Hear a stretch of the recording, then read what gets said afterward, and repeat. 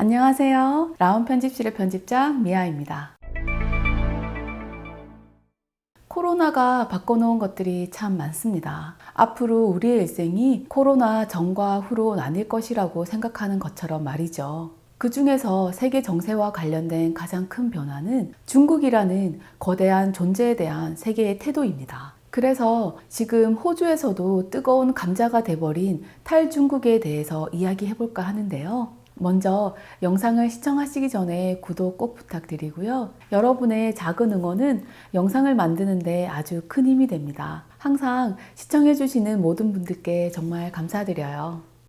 코로나 사태가 세계적으로 심각해지면서 미국 역시도 바이러스의 확산을 막을 수가 없었고 결국은 최대의 피해국이 되면서 미국 정부는 코로나의 발원지로 여겨지는 중국에 대해서 이번 사태가 팬데믹으로 번진 책임을 묻겠다고 주장해왔습니다. 중국 우한에서 코로나 바이러스가 시작된 경위를 제대로 파악해서 향후에 이 같은 팬데믹에 잘 대처할 수 있도록 해야 한다는 취지입니다. 정말 맞는 말이죠. 또한 중국은 좀 더 빠르고 정확한 정보를 공유했다면 전 세계적으로 수십만 명의 죽음을 막을 수 있었고 세계가 글로벌 경기 불황에 빠지는 것을 피할 수 있었지만 여전히 중국은 사람들의 안정을 지키기 위해 필요한 정보를 공유하길 거부하고 있습니다. 그렇기 때문에 미국은 동맹국들에게 다 함께 중국의 책임을 묻자고 요청했는데요. 이에 대해 호주 정부는 지난 4월에 미국과 같은 뜻을 보이며 코로나 팬데믹 기원에 대한 독립적인 조사를 요구하면서 중국과의 긴장이 고조되기 시작했습니다. 호주 정부가 이런 입장을 표명한 것에 대해서 중국의 한 대표 신문사의 편집장은 호주는 중국의 신발 밑에 붙은 10던 껌처럼 느껴진다며 가끔 돌을 찾아 문질러줘야 한다는 모욕적인 망언을 했었죠. 이 뉴스를 접하고 분노를 금치 못하신 분들이 아주 많았을 거라고 예상합니다.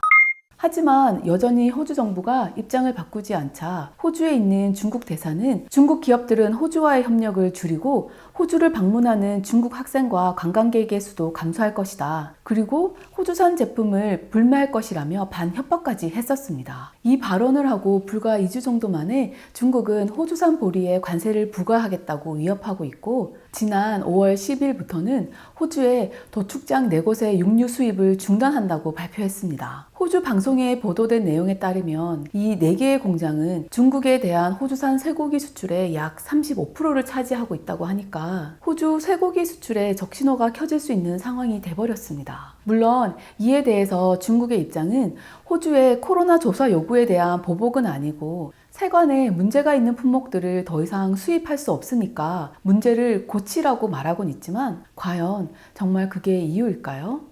중국은 호주의 최대 수출 시장입니다. 호주 전체 수출의 26% 정도를 차지하고 그 금액은 지난 2018년, 19년엔 무려 2,350억 달러에 달했다고 하는데요. 거의 전체 수출 규모의 3분의 1을 차지합니다. 2위인 일본이 13%인 점을 감안한다면 정말 높은 의존도입니다. 수출 품목은 석탄, 철광석, 와인, 소고기, 관광, 교육이 주요 항목이고 중국은 호주의 대표 상품을 소비하는 큰 손님은 부인할 수 없는 사실입니다. 이런 상황들을 중국도 너무나 잘 알고 있기 때문에 호주를 중국 자신들에게 의존하고 살고 있다면서 좀비 경제를 한다고 비꼬기도 했죠.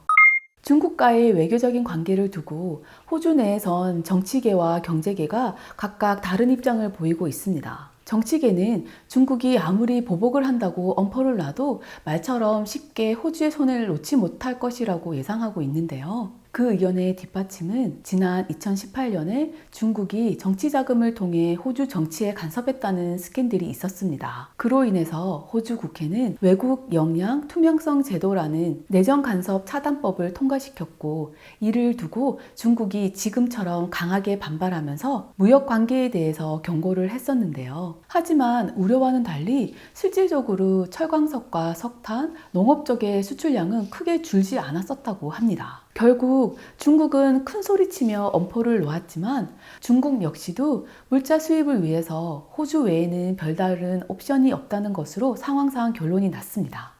하지만 반면에 호주 경제계 관련 전문가들은 지금은 그때와 또 다른 상황이며 중국 없이는 호주 경제에 정말 큰 위기가 올 것이라고 예상하고 있는데요. 호주는 땅의 넓이, 생산량에 비해서 인구는 턱없이 작습니다. 그렇기 때문에 급증한 육류나 농업 생산량을 내수로만 소비할 수는 없는데요. 만일 중국이 호주와의 무역에 심각하게 반기를 들고 나온다면 호주는 크게 경제 타격을 받게 될 수 있는 구조입니다.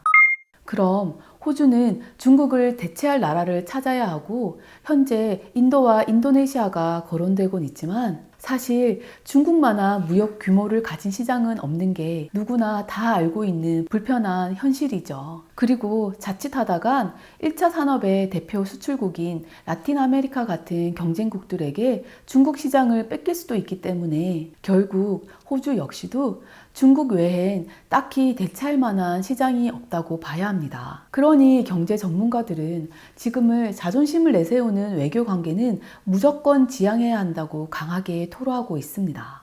호주가 세계 경제 위치에서 중국에게 모욕적인 말을 듣고 결국 갑과 을의 관계에 놓일 수밖에 없는 상황들은 정말 불편하고 불쾌하죠. 그러나 현재 중국과 이런 불편한 관계를 보이는 나라는 비단 호주뿐만은 아닙니다. 미국과 일본에서는 이미 자국 기업의 중국 탈출을 지원하는 계획을 발표했습니다. 일본 정부는 일본 기업이 생산 라인을 일본으로 옮기는데 20억 달러를 지원한다고 발표했고요. 중국에서 다른 나라로 이주하는 데는 2억 2천만 달러를 지원하겠다고 했습니다. 미국 또한 중국에서 철수하는 모든 미국 기업들을 위해서 공장, 설비, 지적재산권, 인테리어를 포함한 소위 이사 비용의 전액을 지불하겠다고 발표했습니다. 이렇듯 탈중국의 문제는 호주 정부만의 이슈가 아니니까 앞으로 중국이 호주를 포함한 다른 나라를 상대로 어떻게 경제관계를 유지하는지 두고 봐야겠습니다. 세상에 정의는 존재한다고 믿습니다. 제가 힘든 상황을 겪을 때마다 늘 가슴속에 되새기는 말인데요. 정의는 존재하고 진심은 통한다입니다. 진실을 밝히고 표명하자는 움직임에 중국이 이렇게 발끈하고 무역 보복에 나선다는 것은 더욱 의심스럽죠. 홍콩 과기대 경영대학의 교수는 중국과의 교역을 동전의 양면에 비유했습니다. 한 면은 경제적 이익이고 다른 한 면은 국가 안보와 정치적 건강 손실이라며 정상적인 국가라면 국가 안보와 국민의 안전을 택할 것이라고 말했는데요. 부디 위에 계신 분들은 국민을 위해서 현명한 판단을 하시고 더 이상 코로나와 같은 세계의 재앙으로 국민들이 고통받는 일이 없도록 부탁드립니다. 오늘도 영상이 도움이 되셨다면 좋아요와 구독 꼭 부탁드리고요. 다음 영상에서 다시 만날게요. 눈부신 햇살보다 더 눈부실 우리 아이들의 미래에는 지금보단 건강하고 살기 좋은 세상이 되었으면 좋겠습니다.